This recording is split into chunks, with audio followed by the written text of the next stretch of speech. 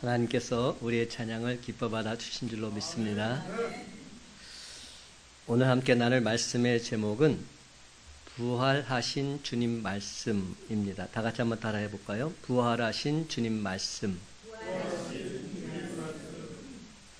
여러분, 그 어떤 사람도, 그 어떤 종교도 흉내낼 수 없는 사실이 있다고 한다면 그것은 예수님께서 사망 권세에 계시고 다시 사셨다는 부활의 기쁜 소식인 줄로 믿습니다. 요 몇 년 사이에 성탄절이 되면 사찰 앞에 이런 플랜카드가 붙어 있는 것을 여러분들 심심치 않게 보셨을 겁니다. 아기 예수님 탄생을 축하드려요. 뭐 이런 플랜카드가 절에 붙어 있어요. 그런데 여러분, 예수님 부활을 축하드립니다. 이런 플랜카드 사찰에서 결코 볼 수 없으실 겁니다. 아니, 절대로 그들이 붙일 수 없습니다. 붙인다면 예수님께서 부활하셨다는 사실 인정한 꼴이 되기 때문에. 예수님 부활하셨습니다. 사랑하는 성도 여러분, 예수 부활이야말로 우리 기독교만이 가질 수 있는 특권이요, 우리 기독교만이 가질 수 있는 변함없는 역사적 사실인 줄 믿으시기 바랍니다. 부활하신 주님은 12차례나 사람들에게 나타나 보이셨습니다. 특별히 사도 바울에게는 승천하신 후에 나타나셨지요. 고린도전서 15장 8절에 맨 나중에 만삭되지 못하여 난 자 같은 내게도 보이셨느니라. 근데 이는 오늘날에도 마찬가지입니다. 부활하신 주님은 비전의 사람들을 지금도 찾아오십니다. 그렇습니다. 부활하신 주님은 복음을 전하기 위해서 꼭 필요한 사람들에게 반드시 나타나십니다. 그러면 여러분, 부활하신 주님께 꼭 필요한 바로 그 사람이 여러분이 되시기 바랍니다. 교회와 가정과 삶의 현장에서 부활하신 주님께 없어서는 안 될 바로 그 사람이 저와 여러분이 다 되시기를 주님의 이름으로 간절히 축원합니다. 첫 번째로 부활하신 주님은 제자들이 고기 잡는 현장에 찾아오셔서 이렇게 물으시고 계십니다. 너희에게 고기가 있느냐? 이것이 주님께서 부활하셔서 고기 잡고 있는 제자들에게 물으신 질문입니다. 여러분, 오늘 본문은 디베레우스, 즉 갈릴리 바닷가에서 고기 잡고 있었던 제자들에게 나타나신 사건을 기록하고 있지요. 3절, 시몬 베드로가 나는 물고기 잡으러 가노라 하며 그들이 우리도 함께 가겠다 하고 나가서 배에 올랐으나 그날 밤에 아무것도 잡지 못하였더니. 시몬 베드로가 나는 물고기 잡으러 가겠다고 하니까 함께 있던 6명의 제자들도 한꺼번에 다 따라 나서고 있습니다. 그런데 여러분, 베드로의 일행이 고기 잡으러 간 사실에 대해서 많은 사람들이 왈가왈부합니다. 지금 예수님께서 부활하셨는데 지금 베드로라는 사람이 다른 제자를 데리고 지금 물고기 잡으러 가는 것이 말이 되느냐? 타락해도 이만 타락한 것이 아니다. 이렇게 말들 합니다. 또 어떤 분들은 두둔하는 의미에서 얼마나 힘들고 어려웠으면 지금 베드로가 물고기나 잡으러 가겠다 이렇게 말했을까? 그 마음을 좀 위로해 줄 필요도 있지 않겠는가? 이렇게 반문하기도 합니다. 저도 이들 중에 한 사람이었습니다. 하지만 오늘 본문을 다시금 깊이 묵상하다 보니까 그렇게 간단한 문제가 아니라는 사실을 발견하게 됩니다. 사랑하는 성도 여러분, 한번 생각해 보십시다. 예수님과 제자 공동체가 함께 있을 때에는 전혀 문제가 없었어요. 예수님이 함께 계실 때에는 모든 것을 다 예수님께서 해결해 주셨습니다. 의식주를 비롯해서 모든 문제 예수님께서 완벽하게 해결해 주셨습니다. 근데 지금 예수님께서 부활하셨다고 하고 있지만 제자 공동체에 예수님이 함께 계시지는 않는 상황 아닙니까? 그런 상황 속에서 그들에게 닥친 가장 현실적인 문제가 무엇이었을까요? 그렇죠. 먹고 사는 문제입니다. 당장에 먹고 사는 문제가 발등에 불이 붙은 겁니다. 따라서 이는 맏형되는 베드로에게 있어서는 가장 큰 짐이 되었음에 틀림이 없습니다. 여러분 생각해 보세요. 어느 공동체든지 그 공동체를 이끄는 수장은 항상 그런 문제가 걸림돌이 됩니다. 어떻게 이 공동체를 이끌어 나갈 것인가? 거기에는 여러 가지 문제가 있지만 당장 눈앞에 보이는 것은 먹고 사는 문제도 간과해서는 안 되는 겁니다. 주님이 알아서 해주시겠지, 물론 기도하면서 하지만 결국 힘들고 어려운 상황에 직면하게 될 때는 낙담하게 될 수 있는 것은 분명하지요. 예수님께서 부활하셨어요. 사망 권세 이기시고 영광스럽게 승리하셨어요. 하지만 부활하신 주님이 제자들 곁에서 그들의 현실적인 문제를 해결해 주고 있는 것 아니었습니다. 그래서 베드로는 지금 앞장서서 자기가 한번 해결해 보겠다, 손발 걷어붙이고 나서고 있는 겁니다. 근데 참으로 안타깝게도 고기가 전혀 잡히질 않는 겁니다. 3절 마지막에 보면 그날 밤에 아무것도 잡지 못하였더니, 여기서의 밤은 단순히 시간적인 밤만을 의미하는 것 아닙니다. 베드로 일행의 영적인 상태를 암시해주고 있습니다. 예수님께서 사망 권세 이기시고 죽음에서 부활하셨습니다. 저는 지금 그것을 의심하는 것 결코 아닙니다.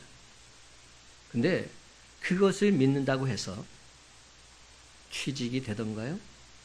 빚더미가 해결되던가요? 먹고 사는 문제가 온전히 해결되느냐는 말입니다. 그렇습니다, 여러분. 우리는 예배를 통해서 분명 큰 은혜를 받습니다. 그렇죠? 근데 그것이 내 삶과는 전혀 연결되지 않는다는데 우리의 심한 고민이 있습니다. 성경은 말합니다. 그날 밤에 아무것도 잡지 못하였더니. 그날 밤은 예수님의 제자로서도 실패하고 고기 잡는 어부로서도 실패한 밤이었습니다. 그러자 그들에게 절망과 좌절이 엄습해 왔습니다. 피곤이 갑절로 몰려왔습니다. 물고기들조차도 제자들을 비웃고 있는 듯 했습니다. 그 순간 예수님과 함께 지내던 지나간 세월들, 시간들 주마등처럼 지나갑니다. 예수님이 더 그리워지는 겁니다. 그날 밤에 아무것도 잡지 못하였더니, 이는 한마디로 예수님 없이 살아가는 인생들의 슬픈 고백이라 말할 수 있습니다. 바로 그때 예수님께서 삶의 현장으로 찾아오셨어요. 5절 말씀 다 같이 함께 읽어보기를 원합니다. 5절입니다. 시작. 예수께서 이르시되 얘들아 너희에게 고기가 있느냐? 대답하되 없나이다. 예수님께서 찾아오셔서는 얘들아 너희에게 고기가 있느냐 물으십니다. 근데 저는 이 말씀을 보면서 좀 뭐라 그러나 은혜가 안 되는 그 장면이 있어요. 예수님께서 제자들 향해서 얘들아 이렇게 말해요. 저는 이게 도무지 이해가 잘 안 됩니다. 왜냐하면 예수님이 지금 30대예요. 그러니까 그렇죠. 30대 33살이에요. 쉽게 얘기하면 지금 뭐 우리 청년들하고 똑같잖아요. 근데 지금 고기 잡고 있는 제자들을 향해서 특히 베드로는 결혼도 했어요. 그렇죠? 그러니까 분명히 예수님도 나이가 많아요. 그리고 다른 제자들도 사도 요한 정도 빼놓고는 다 나이가 많다고 성경학자도 말합니다. 근데 그 제자들 향해서 얘들아 암만 예수님이지만 이거 너무하신 거 아닌가 이런 생각이 들긴 합니다. 근데 여러분 이 얘들아라는 이 말은 참으로 친근한 표현이라 말하지 않을 수 없습니다. 그런데 이 말에는 영적인 의미가 담겨 있다는 겁니다. 지금 제자들이 하는 행동, 하는 생각 애들 수준이라는 겁니다. 그것을 말하는 겁니다. 예수님이 지금 볼 때는 제자들의 모습이 참 천진난만하게 그지없는 행동이라 볼 수 있는 거죠. 제자들이 부활하신 주님을 믿었습니다. 하지만 그 주님이 지금 우리 곁에 계시지 않고 지금 안 보입니다. 그러니까 부활하신 주님이 내 직장 문제, 내 가정 문제, 내 먹고 사는 문제, 사회생활 전반에 도대체 무슨 도움이 되겠느냐는 겁니다. 부활하신 주님이 저와 여러분의 죄 문제 완벽하게 해결해 주셨습니다. 심판의 문제 명백하게 해결해 주셨습니다. 죽음의 문제 완벽하게 또한 클리어하게 온전하게 깨끗하게 해결해 주셨습니다. 우리가 이 땅에 살아가면서 부딪힐 수 있는 가장 심각한 문제, 가장 근본적인 문제, 가장 중요한 문제 부활하신 주님께서 다 해결해 주신 것입니다. 그렇다면 이 정도까지 되었다면 이제부터는 예수님의 부활이 어떻게 하면 내 삶의 부활이 될 것인가? 어떻게 하면 내가 예수님을 닮을 수 있을 것인가? 어떻게 하면 내가 예수님이 기뻐하시는 삶 살 수 있을 것인가? 뭐 이런 것들을 고민해야 하지 않겠습니까? 적어도 부활하신 주님의 제자들이라면 어떻게 부활의 기쁜 소식을 전파할 것인가, 이것을 고민해야 마땅했습니다. 그렇다고 해서 저는 지금 예수님의 제자들 물고기 잡으러 간 것 뭐라고 말하고 있는 것 아닙니다. 아니, 먹고 사는 것 중요합니다. 여러분, 그것을 너무나 비판하지 마십시오. 우리가 살려면 먹고 사는 것, 의식주가 해결되지 않으면 사는데 어려움을 겪을 수밖에 없습니다. 그렇습니다, 여러분. 이 세상에서 열심히 땀 흘리며 일하고 공부하는 것, 그거 잘못 아닙니다. 근데 진짜 문제가 무엇인지 아십니까? 진짜 잘못이 무엇인지 아십니까? 예수님 없이 이런 것들을 하겠다는 것.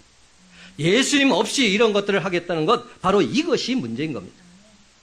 주님과 함께 행한다면 문제될 것이 전혀 없습니다. 근데 주님 없이 나 혼자 내 힘, 내 능력으로 하겠다고 하는 것, 이것이 문제라는 겁니다. 제자들은 예수님을 온전히 믿지 못한 나머지 조급하게 삶의 현장으로 달려가고 만 겁니다. 그들은 기쁘고 즐겁게 감사함으로 나가지 못했습니다. 실패자로 달려갔지 승리자로 달려가지 못했습니다. 혹여 여러분 중에서도 하나님께서 나를 버리셨다 생각하는 분이 계십니까?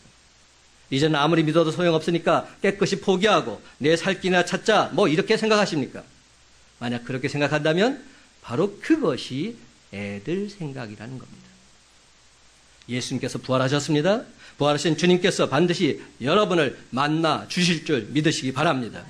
내가 가지고 싶어하는 마음보다도 하나님께서는 여러분에게 좋은 것 주고 싶어하는 마음 더욱더 간절하십니다.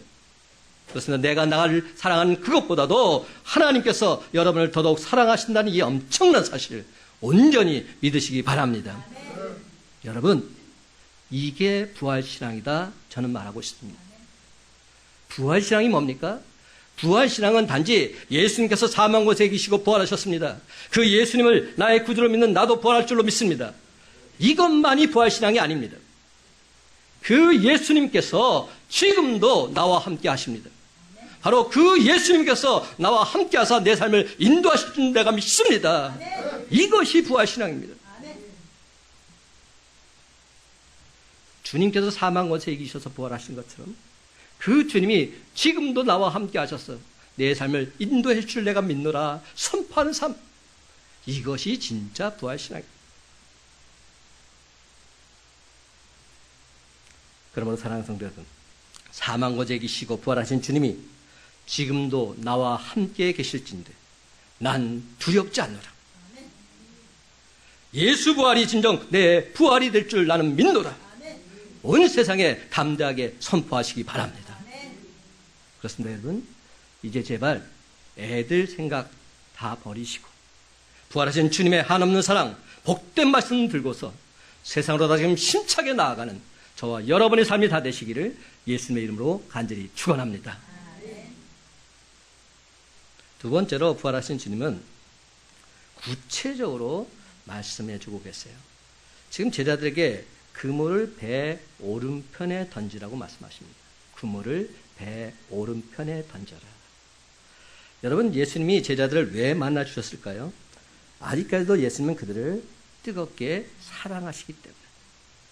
빈 그물을 들고 새벽바다 저어오는 베드로와 다른 제자들, 그들 주님은 그냥 그대로 내버려 두실 수가 없으셨습니다. 그렇습니다. 예수님은 우리들을 너무나도 사랑하셔서 이렇게 말씀하고 계십니다. 요한복음 14장 18절, 내가 너희를 고와 같이 버려두지 아니하고 너희에게로 오리라. 내가 너를 결단코 고와 같이 버려두지 않겠다. 내가 반드시 너희에게 오겠다 말씀하고 있습니다. 파도 소리만 출렁출렁 들려오는 갈릴리 바닷가에 제자들 고아처럼 버려둘 수 없어서 예수님께서 친히 찾아오신 것입니다.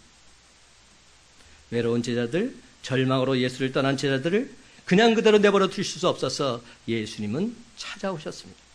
그러면 오늘 시간, 너무나도 외롭고 고독한 분이 계십니까? 망망한 바다에서 흔들린 배처럼 아슬아슬하게 그렇게 살아가는 분 계십니까? 아무도 도와줄 리 없어서 허전하고 쓸쓸한 분 계십니까? 전혀 염려하지 마시기 바랍니다. 안심하십시오. 부활하신 주님이 찾아오셔서 여러분을 반드시 만나 주십니다. 왜 만나 주십니까? 우리를 너무나도 사랑하시기 때문에. 베드로가 그물을 내려야 할 곳은 갈릴리 바다가 아니라 죄악의 파도가 넘칠 때는 예루살렘 거리였습니다. 제자는 다시금 예루살렘으로 돌아가야 합니다. 예루살렘에서 기도하고 성령 받아서 거기서부터 사람 낚는 일 시작해야 합니다. 사랑하는 성도 여러분, 주님은 우리가 길을 잘못 들어서 방황하고 있을 때 우리를 찾아오십니다. 우리가 마땅히 해야 할 일을 안 하고 다른 일을 하고 있을 때 우리를 찾아오십니다. 자기 사명 회피하고 떠나는 사람들에게 주님은 오늘도 찾아오십니다. 왜 찾아오실까요? 그들은 다시금 하나님께서 우리를 사랑하셔서 당신의 자녀답게 우리의 사명을 회복시켜 주시기 위해서. 주님은 사랑하는 사람들이 실패한 채로 그냥 그대로 버려져 있는 것 참아 보실 수 없어서 우리를 찾아오십니다. 그렇습니다. 주님은 우리가 빈 그물 들고 그렇게 살아가는 모습 원하지 않으십니다.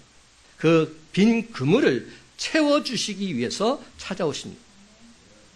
아직도 여러분의 그물이 비어 있습니까? 이 시간 여러분을 찾아오신 예수님 그분 온전히 만나시기 바랍니다. 그렇습니다, 여러분. 그것도 놀라운 예수 그 이름, 구원의 이름이요, 회복의 이름이요, 권능의 이름이요, 축복의 이름인 줄로 믿습니다. 그럼 오늘 시간 예수님께서 찾아오셔서 제자들에게 직접 하신 말씀, 이 말씀에 온전히 귀 기울이십시다. 6절 말씀 다 같이 함께 읽어봅시다. 6절입니다. 시작. 이르시되 그물을 배 오른편에 던지라. 그리하면 잡으리라 하시니 이에 던졌더니 물고기가 많아 그물을 들 수 없더라. 여러분, 그물을 배 오른편에 던지란 이 말 무슨 뜻입니까? 우선 시각적으로는 다시 한번 그물을 던지라는 뜻이겠죠. 공간적으로는 고기가 있는 곳을 찾아서 그물을 던지라는 뜻입니다. 영적으로 보면 주님 말씀에 순종해서 그물을 던지라는 뜻이 담겨 있습니다. 특별히 성경에서 이 오른편 대단히 상징적인 뜻을 지니고 있습니다. 마태복음 25장에 보면 주님이 재림하셔서 세상을 심판하실 때 양과 염소를 갈라 세우시는 장면이 나오지요. 여기서 양은 오른편으로, 염소는 왼편으로 구별하고 있습니다. 그때 임금이 그 오른편에 있는 자들에게 이르시되 내 아버지께 복받을 자들이여 나와 창세로부터 너희를 위하여 예비된 나라를 상속받으라. 또 왼편에 있는 자들에게 이르시되 저주를 받은 자들아 나를 떠나 마귀와 그 사자들을 위하여 예비된 영원한 불에 들어가라. 여기서 오른편은 구원이요 왼편은 멸망입니다. 예수님이 십자가에 달리실 때 좌우편에 강도가 있었습니다. 왼편 강도는 멸망을 받았고 오른편 강도는 예수를 그리스도로 발견하고 구원을 받았습니다. 이처럼 성경은 언제나 오른편을 예수님 편, 구원의 자리로 묘사하고 있습니다. 그런데 여러분, 베드로는 지금 고기 잡으러 가겠다고 갈릴리 바다로 나아갔지요. 주님 방법이 아닌 세상적인 방법을 쓰고 있는 겁니다. 그러므로 오른편에 던지란 이 말은 내 삶의 방향을 전환하라. 상징적인 의미를 지니고 있습니다. 그렇습니다. 오른편에 던지라 이 말은 너희는 먼저 하나님의 나라와 하나님의 의를 구하라. 주님께 돌아오라. 너희 사명을 새롭게 하라. 명령하고 있는 겁니다. 내 인생의 주사위를 예수님 편에 던지라고 말씀하고 있는 겁니다. 말씀 중심, 기도 중심, 신앙 중심, 순종 중심으로 살아가라. 주님의 명령이 떨어지고 있는 겁니다. 내 인생의 방향을 180도 주님 편에 서서 전하라고 말씀하십니다. 그렇다면 여러분, 갈릴리 바다는 과연 어떤 자리입니까? 3년 전에 베드로가 예수님을 알지 못하던 시절에 여기서 베드로는 고기를 잡고 있었던 어부였습니다. 베드로는 그 어부들 가운데 베테랑 어부였지요. 하지만 그날따라 그물을 던지고 또 던졌건만 멸치 한 마리, 피라미스케 한 마리 안 잡히는 겁니다. 그런데 어떤 분이 나타나셔서 깊은 곳에 그물을 내려 고기를 잡으라 말씀하십니다. 그 말씀에 순종해서 그물을 내렸더니 그물이 찢어질 만큼 고기가 잡혔습니다. 아, 이분이 메시아로서 이분이 진정 구원자시구나. 주님, 나를 떠나소서. 나는 죄인입니다. 이렇게 고백하고 주님 말씀을 경청하기 시작합니다. 이에 주님께서 말씀하십니다. 내가 너를 사람 낚는 어부가 되게 하리라. 예수님의 제자들 처음 세우실 때, 특히 베드로를 비롯한 어부들을 세우실 때 하신 말씀이지요. 그 순간 베드로가 예수님을 따르면서 놀라운 한 구절을 우리들에게 남겨주고 있습니다. 모든 것을 버려두고 예수를 따르니라. 모든 것을 버려두고 예수를 따르니라. 잡았던 고기도 그물도 배도 친구도 가족도 이웃도 다 버려두고 예수를 따라간 것입니다. 그렇게 그는 3년 동안 예수님을 따라다녔습니다. 그리고 마침내 부활하신 예수님 다시금 만났습니다. 그런데 생계 문제 때문에, 먹고 사는 문제 때문에 옛날에 버려두었던 것들, 배선물 같은 것들 다시금 붙들기 시작한 겁니다. 바로 그 삶이 왼편의 삶이다. 성경 우리에게 말씀하고 있는 겁니다. 여러분, 혹여 위기를 만났기에, 실패를 경험했기에, 자녀들로 인해서 울다 보니 건강을 잃어버렸어. 이제는 신앙생활이고 뭐고 다 그만두고 세상 방법대로 한번 살아보겠노라 작정하신 분 계십니까? 그것이 바로 애들 생각이라는 겁니다. 그것이 바로 왼편의 삶이라는 겁니다. 사랑하는 성도 여러분, 지금 왼편의 삶을 살면서 겪고 있는 고난의 자리에서 오른편의 삶으로 온전히 전환하시기 바랍니다. 지금이야말로 인생의 오른편을 선택하라는 주님의 음성 들리지 않으십니까? 그렇습니다. 지금 주어진 이 어려운 상황을 오른편으로 돌릴 절호의 기회가 저와 여러분에게 찾아온 겁니다. 따라서 지금이야말로 우리가 부활하신 주님과 함께 새로운 역사를 시작해야 할 때인 줄 믿으시기 바랍니다. 그러면 여러분, 지금 이 순간 부활하신 주님 말씀에 온전히 순종해서 그물을 배 왼편이 아닌 배 오른편에 던지십시다. 그리하면 물고기가 너무 많아서 그물을 들 수 없을 정도로 저와 여러분 모두에게 우리 주님께서 반드시 풍성한 은혜와 축복 더하여 주실 줄로 믿습니다. 그런데 여러분, 더욱 놀라운 사실은 세 번째입니다. 제가 오늘 말씀드리고자 하는 주제입니다. 제자들이 부활하신 주님 말씀에 온전히 순종했더니 어떤 일이 벌어졌느냐 하는 겁니다. 그물이 전혀 찢어지지 않았다. 성경은 말합니다. 그물이 전혀 찢어지지 않는 복을 받았다 말씀하고 있습니다. 그물이 찢어지지 아니하였더라.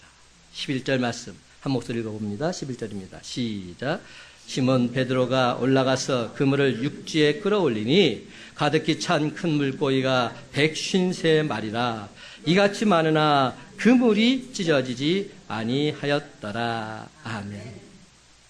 그렇습니다. 예수님 말씀에 순종했더니 얼마나 많은 물고기가 잡혔는가 하니 가득히 찬 큰 물고기가 153마리라. 153마리. 이거는 우리가 많이 듣는 내용이죠. 제가 이 부분 설교할 때마다 항상 했기 때문에.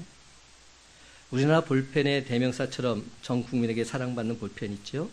그게 뭐죠? 모나미 볼펜이죠. 제가 여기 갖고 나왔어요. 모나미 볼펜. 근데 이 모나미 볼펜 사용하지 않은 사람 한 사람도 없어요. 이 모나미 옆에 뭐라고 써있냐면 153 이렇게 글씨가 있어요. 이게 바로 성경에서 인용한 겁니다. 이 볼펜이 처음 나온 건 1963년입니다. 볼펜을 생산할 수 있는 기술도 공장도 없었던 그런 상황 속에서 처음 볼펜을 만들게 되었습니다. 처음 이 볼펜을 개발한 송삼소 회장님, 지금은 아들이 운영하고 있는데 이 볼펜의 이름을 모나미다 이렇게 지었습니다. 모나미가 어느 나라 말일까요? 프랑스. 무슨 뜻일까요?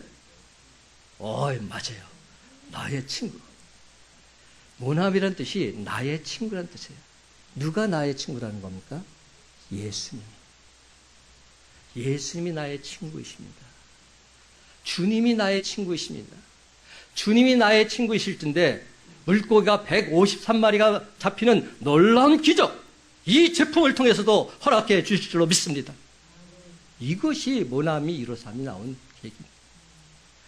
친구 되신 주님께서 함께 하시면 물고기가 153마리가 잡히는 놀라운 기적이 분명 임하게 될 줄 나는 믿습니다. 선포하면서 이 제품을 만든 겁니다.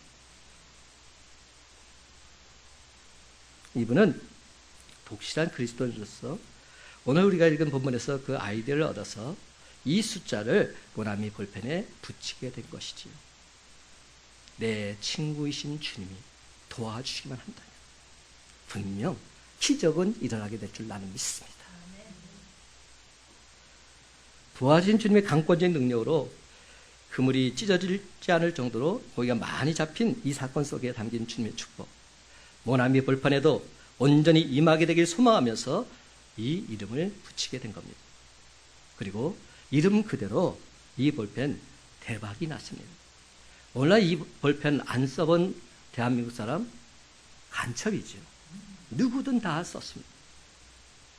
그래서 친구들 대신 주님이 도와주시면 하면 반드시 기적은 나타나게 되어 있습니다. 아니, 나타날 수밖에 없습니다. 사랑하는 성도 여러분, 부활하신 주님이 나의 친구일진데 우리의 일상의 깊은 곳까지 온전히 책임져 주실 줄 믿고서 무슨 일을 만나든지 늘 항상 기뻐하고 쉬지 말고 기도하고 범사에 감사드리는 저와 여러분 되시길 간절히 바랍니다. 항상 무슨 일을 만나든지 이렇게 기도하십시다. 주님, 이 일 속에서도 주님의 기적을 목도하길 원합니다. 이 사건 속에서도, 이 제품 속에서도 주님의 기적을 체험하기를 원합니다. 그래서 여러분, 날마다의 삶의 현장에서 부활하신 주님이 행하신 크고도 놀라운 기적을 목도하시고 우리들 일상 속에 드려졌던 저 멸망의 그림자 완벽히 제거하는 저와 여러분이 되시기를 주님의 이름으로 간절히 축원합니다. 그렇습니다. 부활하신 주님을 만났다면 우리들 인생에 있어서 날마다 놀라운 은혜와 축복이 임하고 매일매일의 삶이 기적의 연속이 될 줄로 믿습니다. 아니, 날마다 기적의 신기록이 우리 삶 속에 나타나게 될 줄로 믿습니다. 근데 여러분, 여기서 결단코 놓쳐서는 안 될 부분이 있습니다. 본문 11절 마지막 부분, 이게 오늘의 핵심 주제인데요. 다시 한번 보세요. 가득히 찬 큰 물고기가 153마리라 153마리가 중요한 거 아닙니다. 몇 마리라도 상관없습니다. 많이 있다는 겁니다. 이같이 많으나 그물이 찢어지지 아니하였다. 이게 중요하다는 겁니다. 여러분, 물고기를 아무리 많이 잡으면 뭐합니까?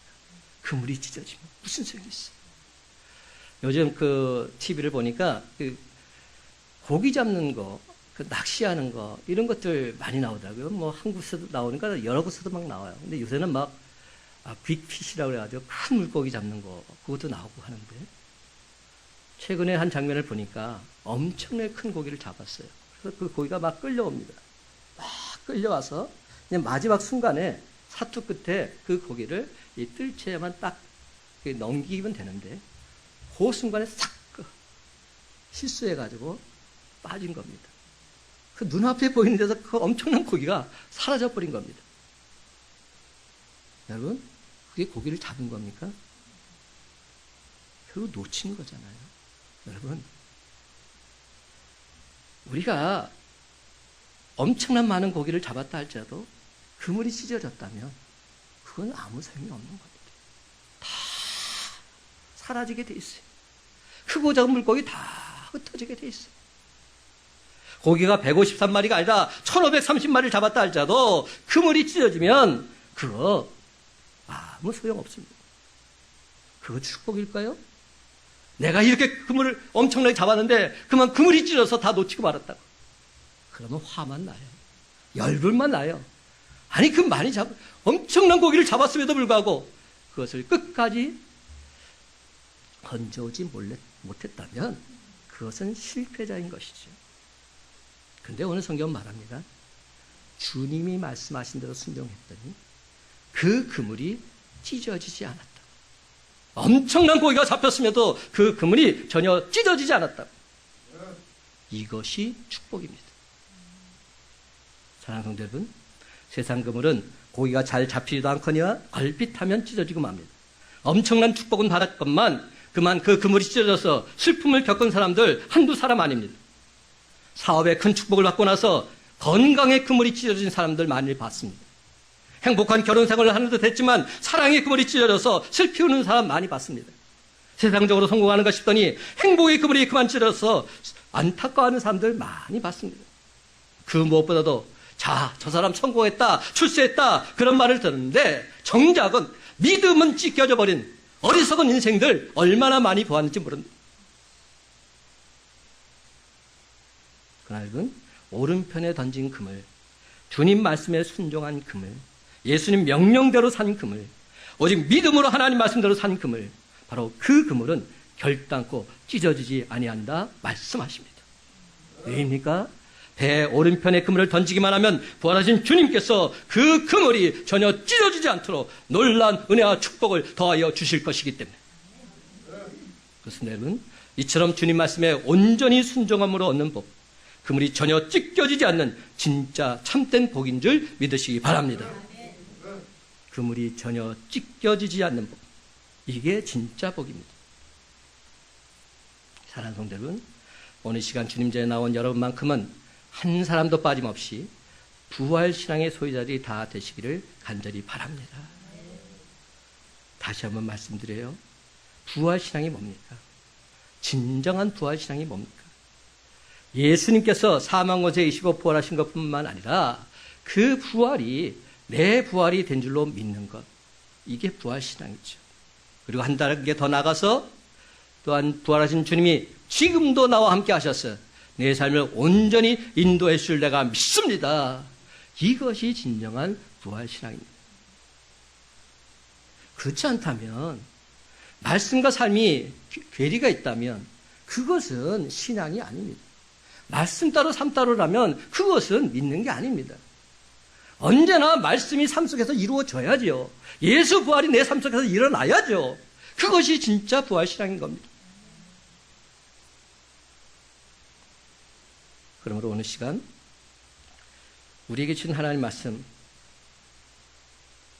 제가 다시 한번 읽을 테니까 잘 들어보시기 바랍니다.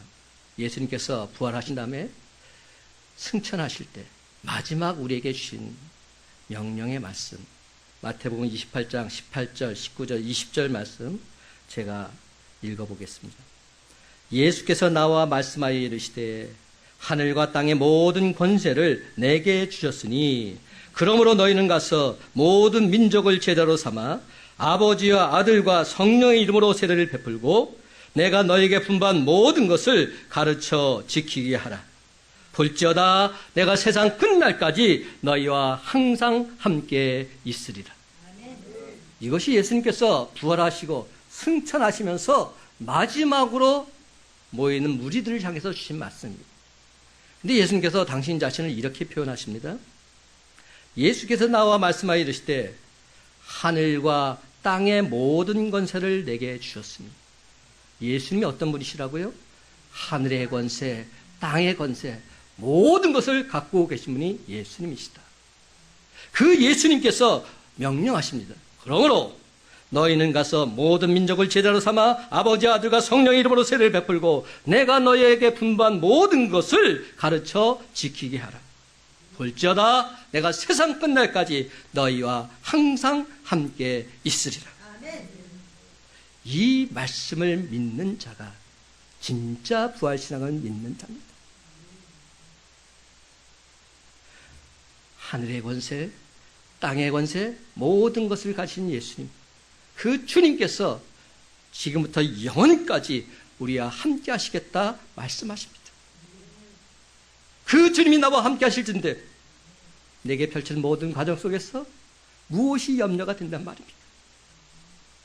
주님께서 행하실 텐데 우리는 하나님을 향해서 감사 찬송 드릴 것밖에 없지.